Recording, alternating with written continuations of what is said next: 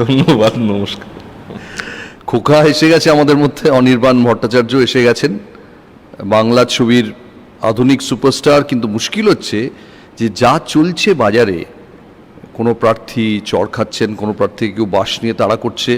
আমার মনে হয় খোকাকে লোকে ভয় পেত, এখন চায়নাটাউনের খোকা নিজেই বোধহয় ভয় পাচ্ছে। সেরকমই অবস্থা, পরিবেশ পরিস্থিতি সেরকমই হয়ে গেছে আর কি। হওয়ার কথা ছিল না, সে তো অনেক কিছুই হওয়ার কথা থাকে না, হয়ে যায়, কি আর করা যাবে। দুর্ভাগ্যজনক, কোনো সন্দেহ নেই।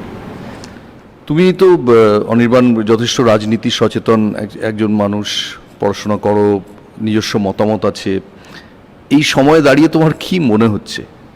আমার মনে হচ্ছে যা হচ্ছে, যেভাবে হচ্ছে, সেগুলো না হলে ভালো হতো। আমরা আর একটা বেটার সমাজ গড়ে তুলতে পারতাম, সেই সময়ও আমাদের হাতে ছিল। এখন বোঝা যাচ্ছে সদিচ্ছার অভাব ছিল।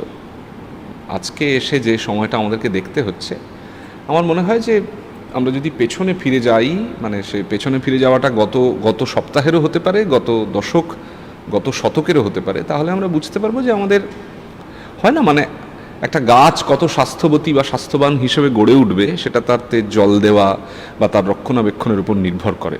হঠাৎ করে একটা গাছ শুকিয়ে গেলে সেটার দিকে তাকিয়ে যা গাছটা শুকিয়ে গেল বলে তো লাভ নেই। তো আমার মনে হয় যে আমাদের ক্রাফটে কোথাও বড় বড় গাফিলতি, খামতি থেকে গেছে, এবং সেই দায় আমার ধারণা সবাইকেই নিতে হবে।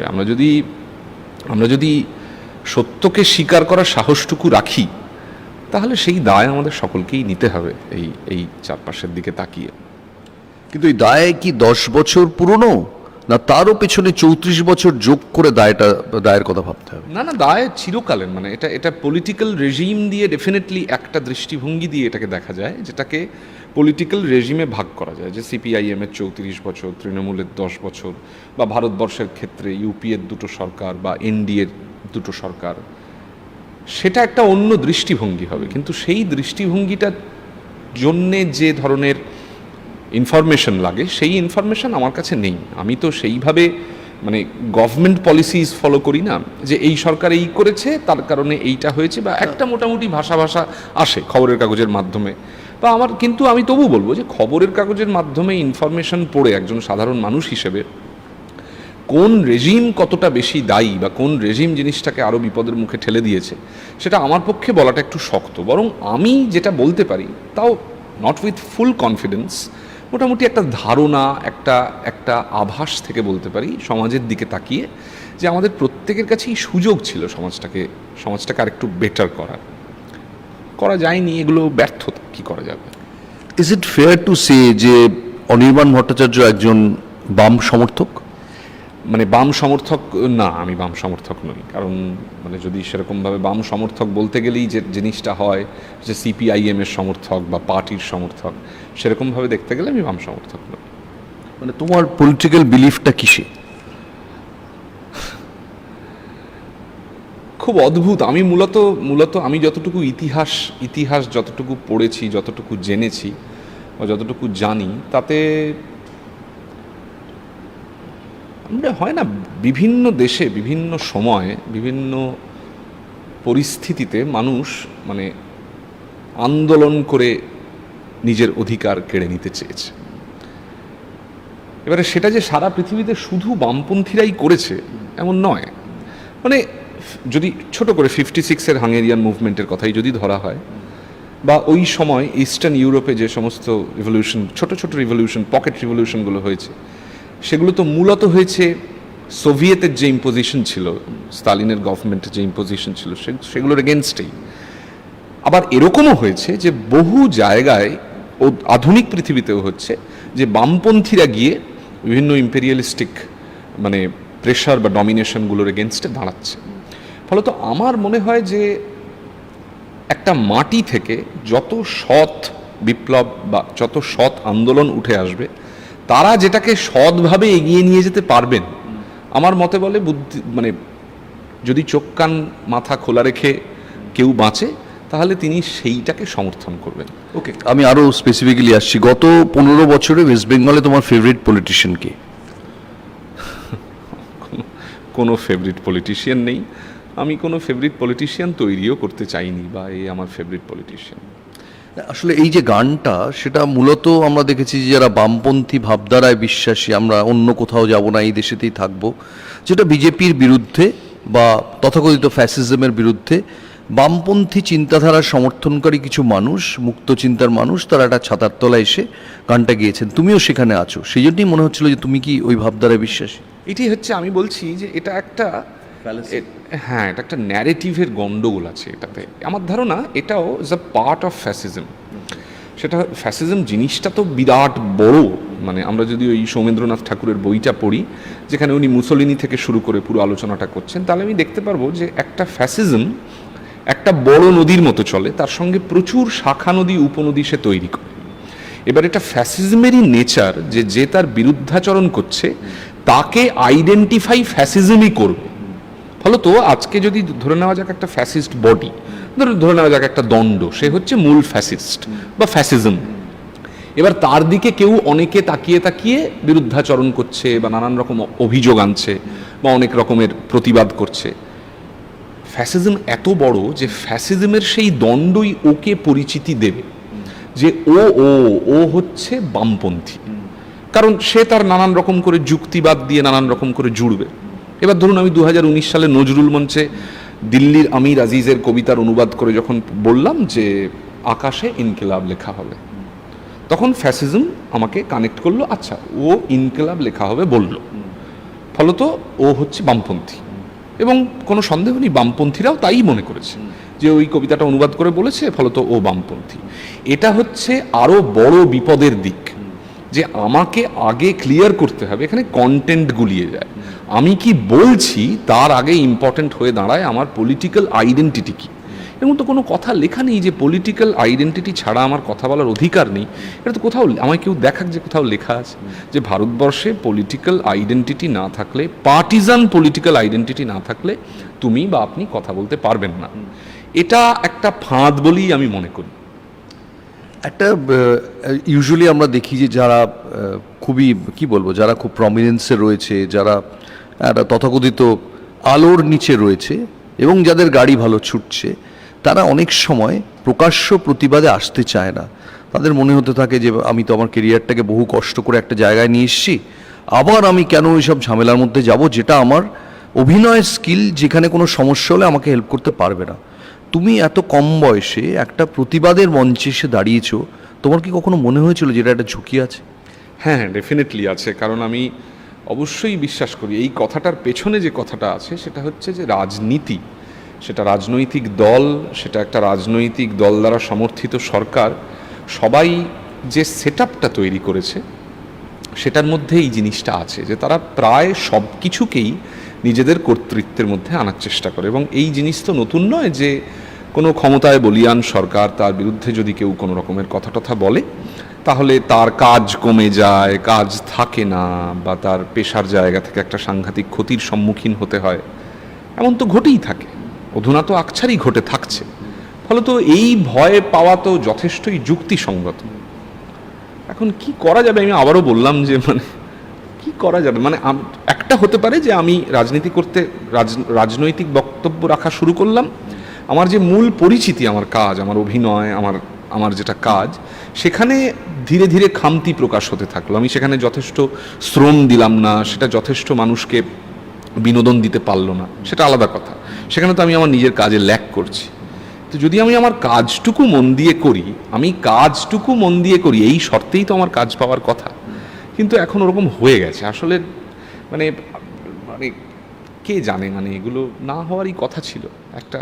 কিন্তু এগুলো তো খুব পোলারাইজড হয়ে যায় যে তুমি আজকে মনে করো বিজেপির বিরুদ্ধে একটা, মনে করো একটা মঞ্চ হয়েছে, তুমি হয়তো বামপন্থী নও কিন্তু তুমি সেখানে একটা কথা বলছো কি গান গাইছো, বিজেপির যে সমর্থকরা তাদের তো মনে হতেই পারে তোমার অভিনয় দেখে না, এই লোকটা বিজেপি, অ্যান্টি বিজেপির অভিনয়টা আমার অতটা ভালো লাগবে না। মনে করো যাক দিলীপ ঘোষ তোমার অভিনয়ের একজন ফ্যান, তিনি তো ভিডিওটা দেখার পর তুমি যখন হয়তো একটা গুমনামিতে অভিনয় করছো কি অন্য একটা ছবিতে অভিনয় করছো, তখন তার মনে হতে পারে যে না না এই লোকটা তো বিজেপির অ্যান্টি। তাহলে তিনি মানে তার সবকটি দৃষ্টিভঙ্গিতে তিনি আর সৎ থাকতে পারছেন না আর কি। মানে তাহলে তিনি হয়তো তার তার যে রাজনৈতিক লাইন সেটার প্রতি অনেক বেশি ডেডিকেটেড, সেটার প্রতি অনেক বেশি ডিভোটেড। মানে তার কাছে তার রাজনৈতিক বিশ্বাস বা তার রাজনৈতিক পথটাই হচ্ছে সর্বাগ্রে সত্য। মানে সেখানে যদি তার একটা অভিনয়, আর দেখুন অভিনয় আপনি ওইভাবে দেখতে পারবেন না, কারো গান ওইভাবে শুনতে পারবেন না যে এ বামপন্থার সমর্থক বা এ আমাদের সমর্থক নয়, এ কিছুতেই ভালো গাইতে পারে না, এটা হতে পারে না। আপনি যখন একজনের গান শুনবেন বা আপনি যখন একজনের অভিনয় দেখবেন, তার সাথে আপনার মনের একটা সত্যের কানেক্ট হবে। তো এবার যদি সেটা আপনি স্বীকার না করেন যে না আমাদেরকে সমর্থন করেন মানে ভালো অভিনেতা নয়, তখন বুঝতে হবে যে আপনি আপনার এজেন্ডা দ্বারা, মানে এজেন্ডার বর্ম পড়ে। কিন্তু এরম তো অনেক মানুষ আছেন। আজকে সৌরভ রাজনীতিতে এলে তো এটা একটা আশঙ্কা ছিল যে সৌরভের যে ফ্যান বেস সেটা ডিভাইডেড হয়ে যাবে এবং একটা অংশ এগেনস্টে চলে যেতে পারে।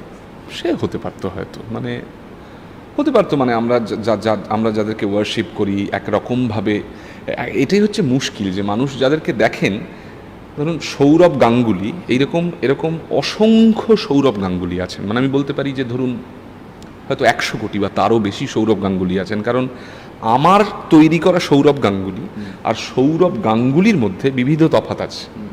আমি তো সেই সৌরভ গাঙ্গুলিকেই পুজো করি যে সৌরভ গাঙ্গুলিকে আমি আমার নিজের মধ্যে গড়ে তুলেছি, তাকে দেখেই গড়ে তুলেছি, তার কীর্তি দেখেই গড়ে তুলেছি, কিন্তু সেটা একটা আমার নিজস্ব সৌরভ গাঙ্গুলি হয়েছে।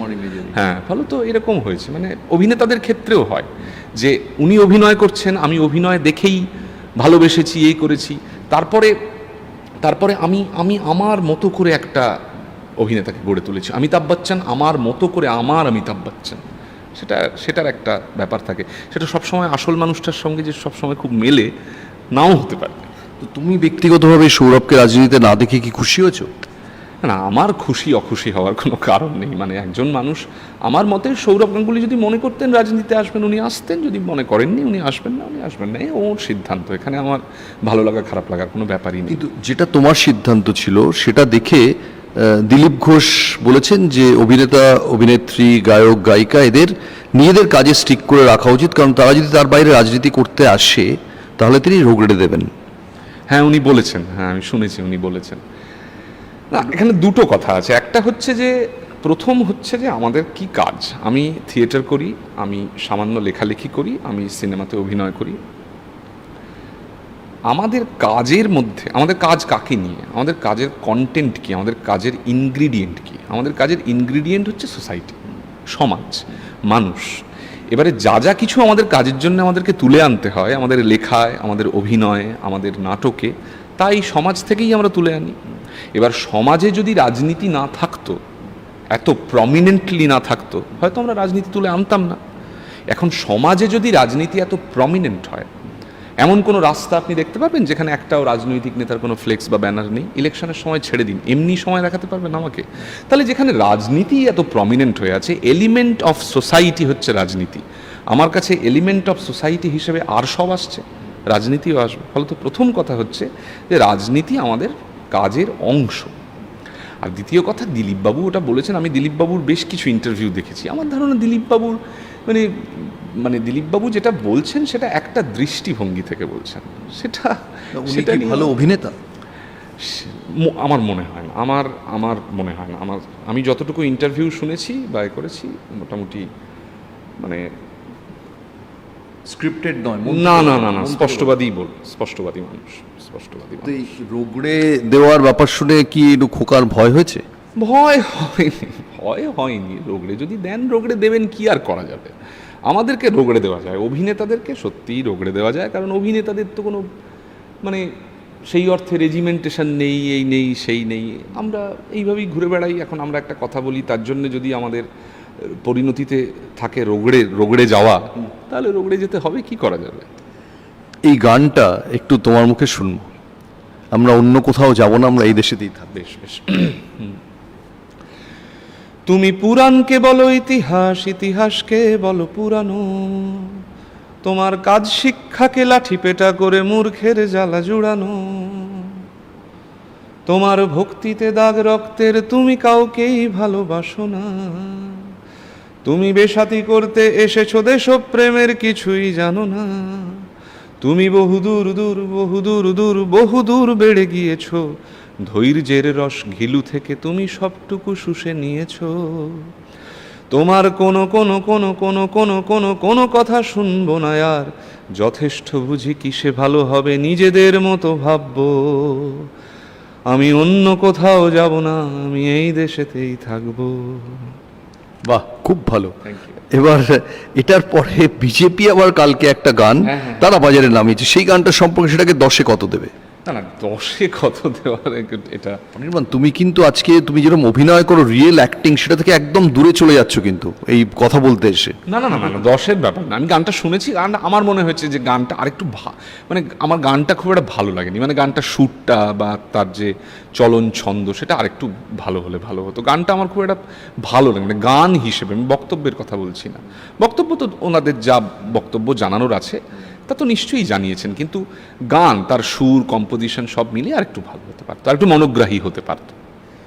একটু আগে তুমি বলছিলে স্ট্যালিনের রাশিয়ার কথা, সেই সময়কার তো এই থ্রেডগুলো, এটা যদি স্ট্যালিনের রাশিয়া হয় তাহলে কি হিটলারের জার্মানিও কাছাকাছি আছে? কারণ তোমাদের এই এখন যদিও আর্টিস্ট ফোরাম ওখান থেকে বেরিয়ে এসে ফেডারেশনের প্রেসিডেন্ট স্বরূপ বিশ্বাস বলেছেন যে একটা লিখিত বিবৃতিতে যে যারা যারা সেদিন মিছিলে যোগ দেয়নি তাদের সম্পর্কে গভীরভাবে ভাবনা চিন্তা করা হয়। এই তো এক ধরনের থ্রেট তো বটেই, মানে এক ধরনের থ্রেট তো বটেই। তো এই দুই থ্রেটের মধ্যে বেচারি অভিনেতা কি করবে?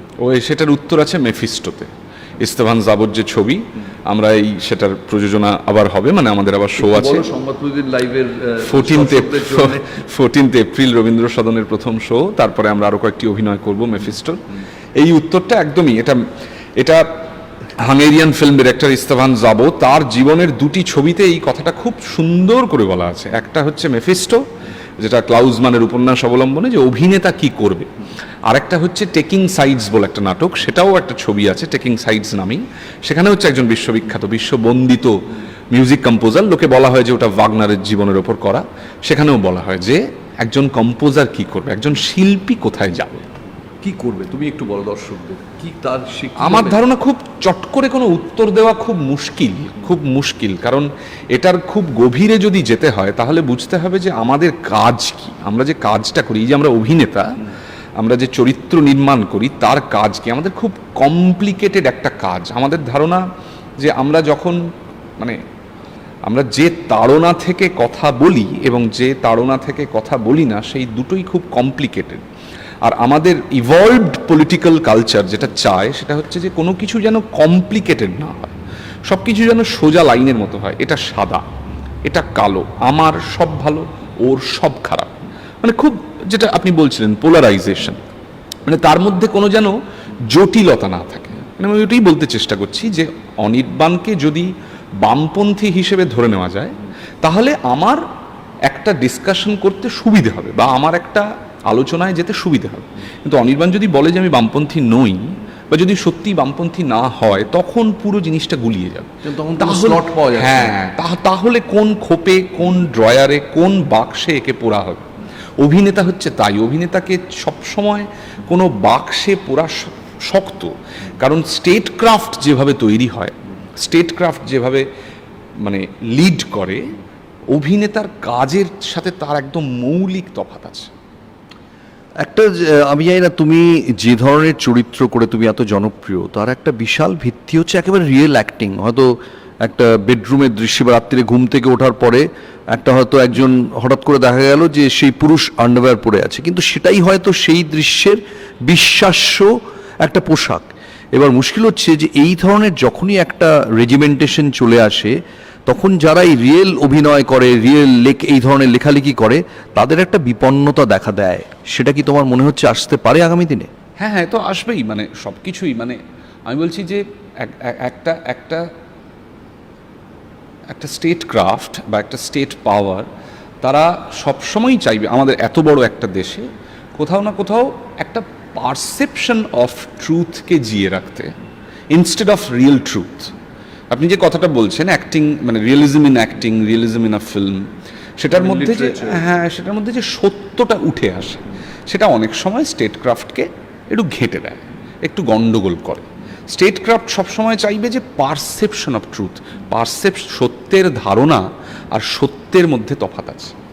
ফলত যখনই একটা জিনিস খুব সত্য হয়ে উঠে আসবে, তাতে আমাদের এখানকার স্টেট ক্রাফট যেভাবে চারপাশটা গড়ে তুলতে চায় পারসেপশন অফ ট্রুথ দিয়ে, তাতে তাদের আপত্তি তো হবেই। একই সঙ্গে কি এটা তোমায় কোথাও একটা আশার আলো দেয় যে এত কিছু সত্ত্বেও স্ট্যালিনের রাশিয়াতে এত রেস্ট্রিকশন সত্ত্বেও ওই সময় কিন্তু সেরা সব সাহিত্যিক, সেরা সব কবি উঠে এসেছিলেন? হ্যাঁ, প্রতিরোধের সময় খুব ইন্টারেস্টিং সময়। প্রতিরোধের সময়তে শুধুমাত্র স্তালিনের রাশিয়াতে নয়, অনেক জায়গাতেই, মানে বিভিন্ন জায়গাতেই বিভিন্ন মানুষ উঠে এসছে। এমনকি আমি যদি আমাদের ভারতবর্ষের ইতিহাসের নিরিখেও বলি, তাহলে অনেক গুরুত্বপূর্ণ লেখা, অনেক গুরুত্বপূর্ণ উপন্যাস, কবিতা কোথাও না কোথাও একটা সাপ্রেশনের ভেতর থেকে উঠে আসা, মানে আমাদের নিজেদের সাহিত্যই তার মানে প্রকৃষ্ট উদাহরণ আর কি। ফলত হ্যাঁ, এটা একটা আছে। তবে আমি বলবো যে, মানে আমি এটা কয়েকদিন আগে এক জায়গায় বলেও ছিলাম, সেটা হচ্ছে স্টেট ক্রাফট শাসন করার জন্যে বা সাপ্রেস করার জন্যে যত ডিভাইস এক্সপ্লোর করতে পেরেছে, প্রতিরোধ তত পারেনি। প্রতিরোধ এখনো স্টেট ক্রাফটের এক্সপ্লয়টেশন থেকে পিছিয়ে আছে। সেটাও একই সঙ্গে তোমাকে একটু হতাশ করে তোলে? হতাশ করে তোলে, মানে আমি বলছি যে এটা সত্য। মানে প্রতিরোধ যদি স্টেট ক্রাফটের মতো অত বেশি ডিভাইস এক্সপ্লয়েট করতে চায়, তাহলে তো প্রতিরোধ আর স্টেট ক্রাফটের কোনো তফাৎ থাকে। এবার তুমি এই সময়ের একজন রাইজিং স্টার, মানে you are a star now, you have arrived ইংরেজিতে বলা হয়। এই সময়ে দাঁড়িয়ে একটা এমন সোশ্যাল এবং পলিটিক্যাল একটা সময় পরিবর্তন আসছে, এমন একটা পরিস্থিতি হিংসাত্মক হয়ে উঠছে, সেখানে তোমার ক্রাফটটা প্রায় একটা কার্যত ডিঙি নৌকোর মতো হয়ে যাচ্ছে সমুদ্রের মধ্যে। তুমি সেটা নিয়ে কি করে ন্যাভিগেট করবে, সেটা নিয়ে তোমার কি ভাবনা চিন্তা, অনেক সময় রাত্রিরে ঘুম চলে যায়, এরকম কিছু হয় না? You are not bothered? No, I am really bothered, কোনো সন্দেহ নেই, আই এম রিয়েলি বদার্ড। আমার বক্তব্য হচ্ছে, আমরা মূলত যেটাকে এক্সপ্লয়েট করি সেটা আমাদের টাইম। মূলত আমরা সেটাকেই এক্সপ্লয়েট করি। মানে ওই জারিত ওইগুলো করা, যেটা দেশে দেশে সব শিল্পী করে এসেছেন। এখন যদি আমাদেরকে, আপনি যে ডিঙি নৌকার কথাটা বললেন, দেখুন যেটা আছে তার সেটা নিয়েই থাকতে হবে, সেটা নিয়ে চলতে হবে। মানে সব থেকে ইম্পর্ট্যান্ট হচ্ছে, আমি আবারও আমাদের কাজে ফিরে যাই, অভিনেতাদের কাজে ফিরে যাই, যে আমাদের তো মূলত আমরাই যন্ত্র, আমরাই যন্ত্রী, আমরাই যন্ত্র, আমাদের তো এই জিনিসটা নিয়েই কাজ। ফলত আমার মনে হয় যে নিজের প্রতি সৎ থাকার একটা তাড়না অভিনেতা মাত্রেই কাজ করে। এবার সেই তাড়নাটাকে কে কতটা পুষ্টি দেন সেটা তার ব্যাপার, তিনি তার মতো করে জীবনকে দেখেন। কিন্তু আমি আমার ক্ষেত্রে বলতে পারি যে নিজের জীবন নিজের কাছে অর্থপূর্ণ থাকার একটা প্রয়োজনীয়তা আছে। সেই কারণেই আমি হাসতে পারি, সেই কারণেই আমি গান গাইতে পারি, লিখতে পারি, অভিনয় করতে পারি।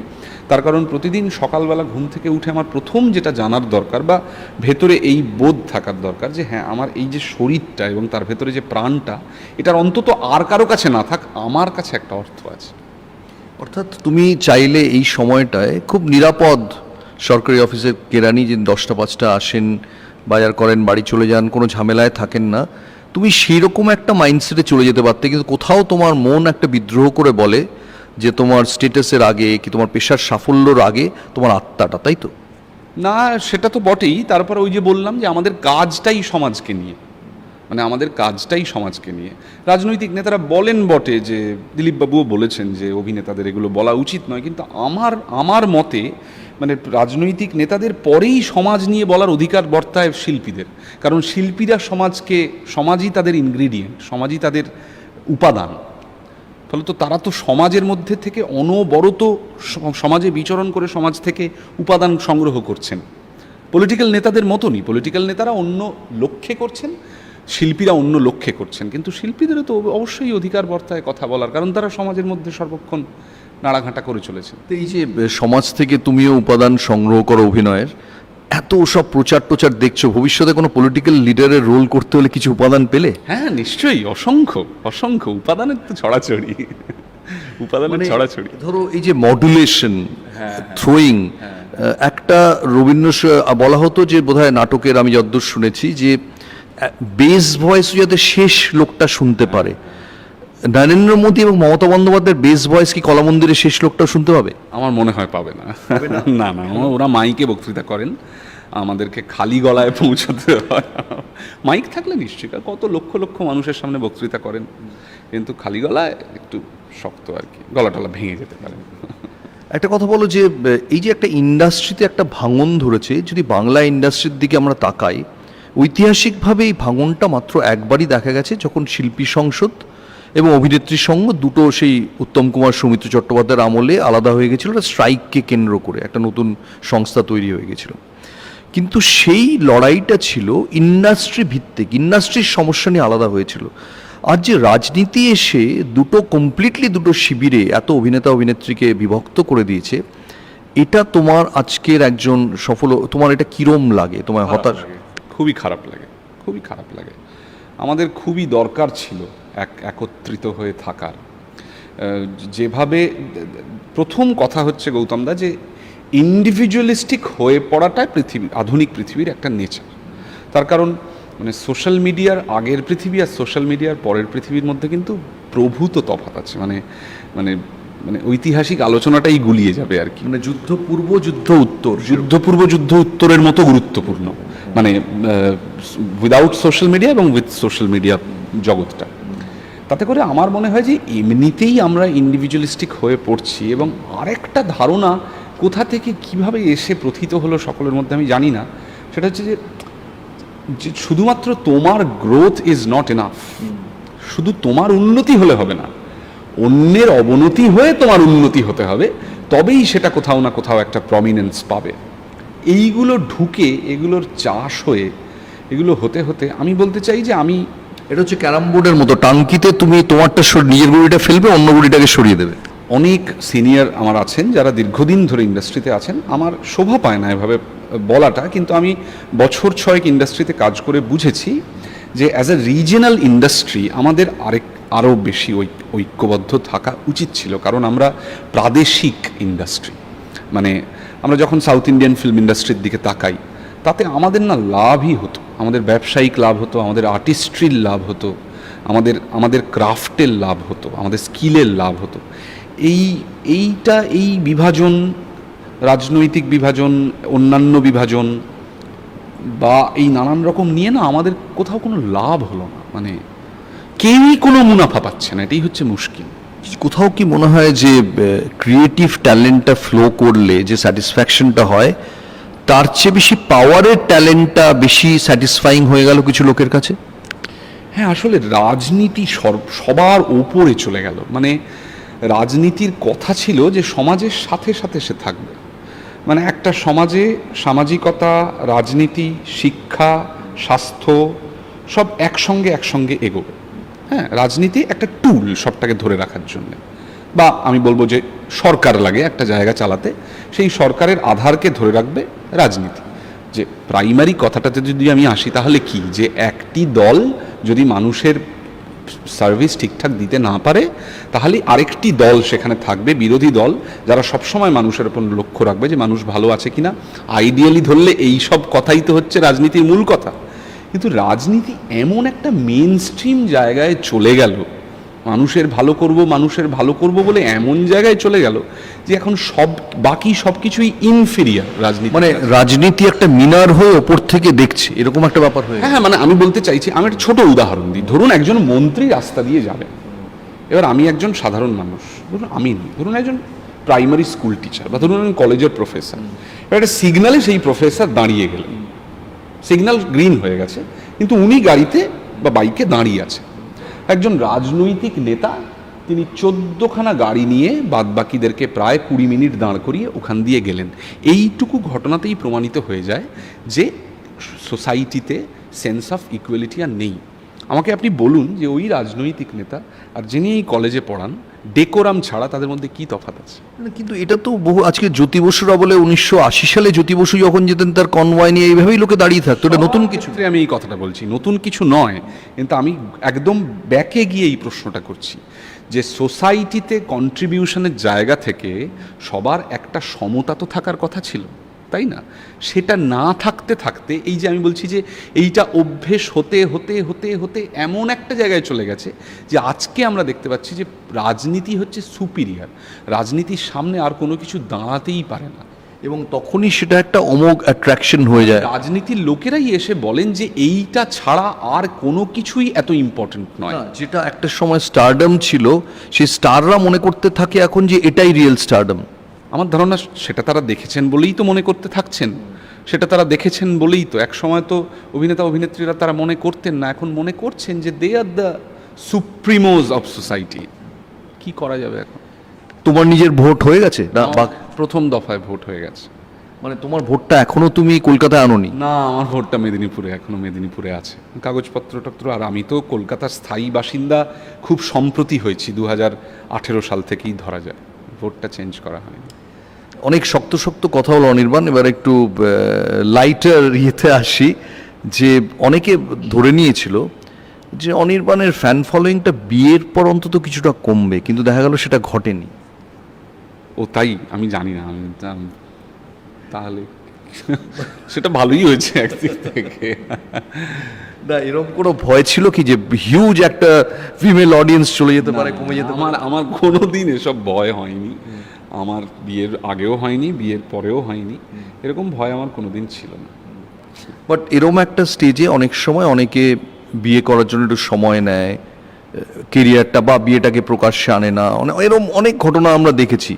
তোমার ক্ষেত্রে কখনো মনে হয়েছিল যে এটা কি 2 বছর পিছিয়ে করি, আরেকটু কেরিয়ারে কনসেন্ট্রেট, এরকম কোনো ভাবনা এসেছিল কখনো? আমি ওরকম করে কোনোদিন আমার জীবনকে ডিজাইনই করিনি।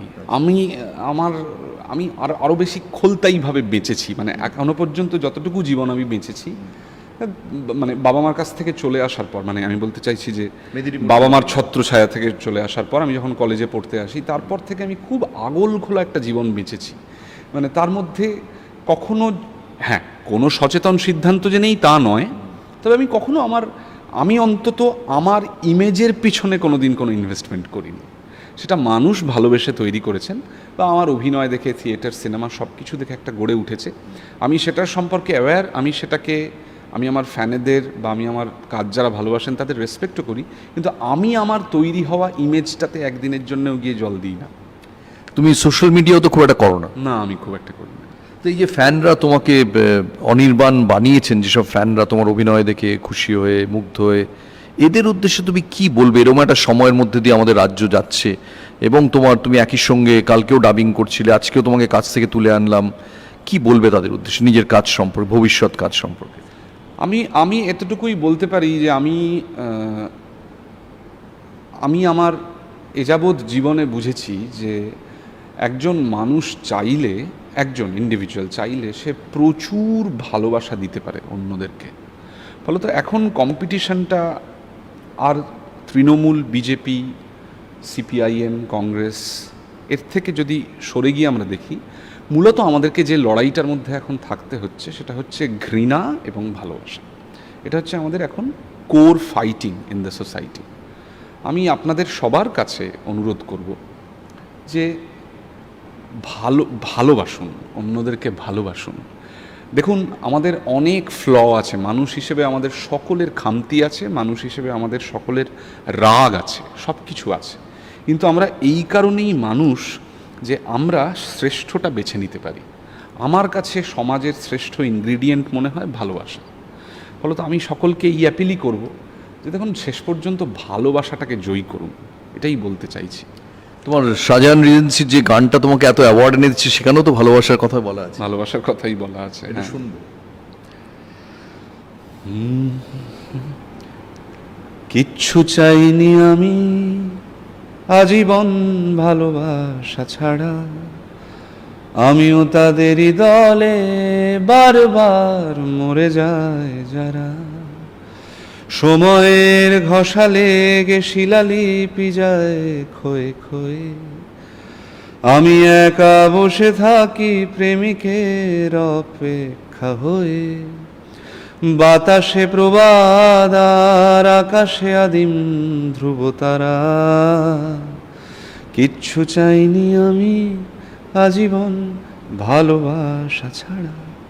খুব ভালো। একটা প্রশ্ন আছে যে তোমার বাড়িতে, গড়িয়ার বাড়িতে এখন কি দুটো র্যাক করতে হয়েছে, যে একটা অ্যাক্টর অনির্বাণের প্রাইজ, একটা সিঙ্গার অনির্বাণের প্রাইজ? না না, আমি এই গানটির জন্যই কিছু পুরস্কার পেয়েছি, তো আমার তো র্যাক একটাই আছে তাতেই। কারণ এখন তো আমি দেখলাম তুমি ঢাকাতে প্রাইজ পেলে এই গানটার জন্যে, তারপর তুমি কলকাতা একটা পেলে, আবার ফিল্মফেয়ার পেলে এই গানের জন্য। হ্যাঁ, আমি WBFJ পেলাম আর এই ফিল্মফেয়ার পেলাম, আর BBFA পেয়েছিলাম ঢাকাতে। সিঙ্গার অনির্বাণ আর অ্যাক্টর অনির্বাণের মধ্যে দিনের মধ্যে কথা টথা হয়? না, অ্যাক্টর অনির্বাণের সঙ্গেই বেশি কথা হয়। সিঙ্গার অনির্বাণের সঙ্গে ওই ওই অ্যাওয়ার্ড পেলে হয় আর কি, যে দেখ এই অ্যাওয়ার্ডটা পেলি, এটা কি ঠিক পেলি, এরকম ধরনের কথা টথা হয় আর কি। সিঙ্গার অনির্বাণ দিনে কি রেওয়াজ টেওয়াজ করে? খুব কম, খুবই কম, সময় পাই না। তবে গান গাওয়ার অভ্যেসটা চালু রাখি। মানে গান গাওয়া আর রেওয়াজ সব সময় এক নয়, রেওয়াজ একটা ডেডিকেটেড সময় ধরে করতে হয়। কিন্তু আমাদের এখন এত চাপ নিয়ে কাজ করতে হচ্ছে, বিশেষ করে প্যান্ডেমিকের পরে এখন অনেক বেশি খাটতে হচ্ছে, ফলত মানে অভিনয়ের যে বেসিক রেওয়াজটুকু বা প্র্যাকটিসটুকু সেটাই করে ওঠার সময় পাওয়া যাচ্ছে না, খুবই বিপদ আর কি। লাস্ট প্রশ্ন অনির্বাণকে, যে দোসরা মেয়ের দিকে বাঙালি খুব সাগ্রহে তাকিয়ে আছে। সেদিনটা যে সত্যজিৎ রায়ের জন্মশতবর্ষ মোটামুটি সবাই ভুলে গেছেন, কিন্তু বাঙালি খুব সাগ্রহে তাকিয়ে আছে দোসরা মেয়ের কি রেজাল্ট বেরোয়, কি ভার্ডিক্ট হয়। তুমি কি দোসরা মেয়ের দিকে আশার সঙ্গে তাকিয়ে আছো, আশঙ্কার সঙ্গে তাকিয়ে আছো, সুখের সঙ্গে তাকিয়ে আছো, কিভাবে তাকিয়ে আছো? আমার ধারণা লড়াই করতে হবে আমাদের সকলকে। আমি বললাম যে আমি যে মূল প্রতিপক্ষ ধরেছি আমার দৃষ্টিভঙ্গি থেকে, যে ঘৃণা এবং ভালোবাসা, সেটা দোসরা মেয়ে তার ফল বেরোবে না। আমাদের অনেক লড়াই করতে হবে, মানে যারা অন্তত চান যে আশপাশ ভালোবাসা দিয়ে মোড়া থাক, তাদের অনেক লড়াই করতে হবে। তার মানে দোসরা মে অ্যাকচুয়ালি একটা ভ্যালেন্টাইন্স ডে, ভালোবাসার লড়াই শুরু হবে। শুরু হয়ে গেছে, চলবে।